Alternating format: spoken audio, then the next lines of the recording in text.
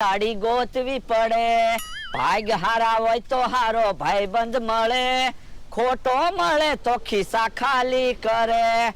ભાઈબંધ ગોતવો ને તો હારો ગોતવો. હું ને મમરાભાઈ કેમ ભોળા દાદાના ભાઈબંધ થવી અને ભોળા દાદાના ખિસ્સા ખાલી કરવી એટલામાં સમજી જાયજો. હે આ મમરાભાઈ આવે છે, આજ તો મમરાભાઈ ને બીવરાવા છે.